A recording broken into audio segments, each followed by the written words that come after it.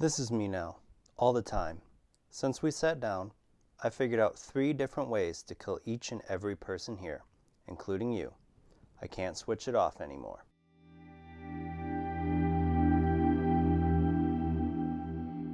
Hello, and welcome to Visions of the Past. This is an Assassin's Creed lore podcast. My name is Andrew, and I'm grateful to see that you have found this podcast. Today, we're going to finish talking about the history of the woman who gave us that quote, Charlotte de la Cruz, and my thoughts on her. In February 2017, Charlotte would travel to Hong Kong to gather information from an abandoned Abstergo facility.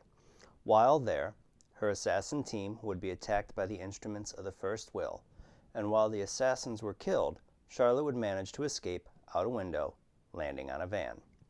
While Charlotte would fend off pursuers, Granica Maneo would drive the van away from the facility. During the escape, Maneo would lose a finger from a throwing star that went through the windshield and end up in his face. After her crash, Charlotte would decide to save Maneo's life instead of interrogating one of her pursuers. In March, Charlotte would meet up with Michelle Lamar in London, and while discussing why Michelle wants to be an assassin, Charlotte explains that the bleeding effect has turned her into a living weapon, and then questions if her own life is just a simulation too.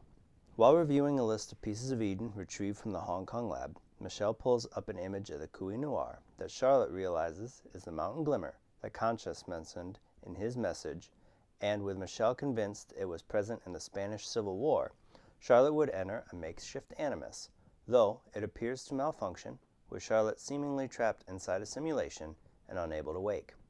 Inside the animus, Charlotte would be approached by Juno, who would search through her genetic memories. Outside the animus, Maneo is revealed to be a mole for the instruments of the First Will and tries to kill Charlotte, but is stopped by Galina Voronina. Charlotte would finally be kicked from the animus, and when she does, she confronts Maneo. She would show him a bit of hospitality, though, by offering him some water. While Charlotte would berate Arnen Schutt about literally calling and warning the Templars about Juno, Michelle would enter the hideout with an injured Juhani Atzo Berg. Galina immediately kicks Berg in the face, but is restrained by Charlotte before she can kill him. Berg suggests that they get breakfast, and after a long discussion, admits that he came across information that proved a mystery third faction was playing both the Assassins and the Templars as fools, and with Abstergo compromised, he can't trust anyone. Kyoshi Takakura states that they believe Maneo to be a member of the faction, to which Berg would respond that Jaztib Dami is another, and one of the men that attacked Charlotte in Hong Kong. Galina states that Jaztib went dark after working for Alvaro Grammatica in Australia, and that might be where the lab is. Berg laughs, stating that he can't trust the assassins, but does need their help. Charlotte would respond, stating that Juno's plan for the coup noir is moving forward, and they have to work together, and quickly. Returning to the hideout, Charlotte enters the animus, revealing that they believe the coup noir is in Spain during the Civil War during the 1930s. Forcibly desyncing from the animus, Charlotte looks to Kyoshi for an answer, who states that she entered too soon after Juno's attack. Charlotte, on the other hand, feels she was forced out of the animus and asks Berg leave the room so she may re-enter the animus. During this session, Charlotte would begin to bite her own tongue, leaving Arnend and Michelle to try and keep her alive. Michelle was able to remove her from the animus, but she almost suffered a brain hemorrhage before she was removed. Wanting to re-enter the animus to continue, Galina stops Charlotte, and Berg reveals that he outfitted some helix components to their animus, allowing them to access other genetic memories, and that the sample he has is of the last known Black Cross. And with Charlotte too weak to continue, Berg enters the animus himself to relive the memories from his sample. After coming out of the animus, Berg states that the assassins need to get ready to travel, as the gem is in Spain. South of Barcelona, while Charlotte, along with Berg and Galina, search the hillsides for the Kui Noir, and mentions that she is being pulled to some nearby hills. Charlotte finds the Kui Noir buried underground within rubble from a collapsed church, after collapsing to the ground with her eyes glowing blue. During a following confrontation with the instruments of the First Will, Charlotte would hold the Kui Noir tightly, not only causing it to emit a bright blue glow, but also having this glow come from her eyes, followed by an energy explosion that would knock down everyone and cause her to levitate. Jazdip Dami would knock the Kui Noir from her, ending the energy field in the area, and state that she must have holy blood and would not kill her, as she might be of interest to Juno and would try to kidnap her. Failing to kidnap her, Jazdip would resort to taking the Kui Noir with him. After the battle, Berg states that it is time to visit the Phoenix Project. During their flight, the group of Arnend, Kyoshi, Galena, Charlotte, and Berg create a plan where Berg and Galena will meet with Berg's contact, Violet DaCosta. Arnend and Kyoshi will head to the loading bay in the south, and Charlotte will enter through a ventilation shaft directly leading to Grammatica's lab. Once on site, Charlotte struggles through a sandstorm to find a hidden latch that lets her into the air vent to the lab, while she is eventually able to infiltrate the lab in time to watch Juno step out from a tank and attempt to air assassinate her with her hidden blade. Though Juno is able to react in time and is able to blast Charlotte with energy that was fused into her body from the Shroud of Eden. While the energy holds her aloft, Charlotte is approached by Elijah, a sage, in the labs.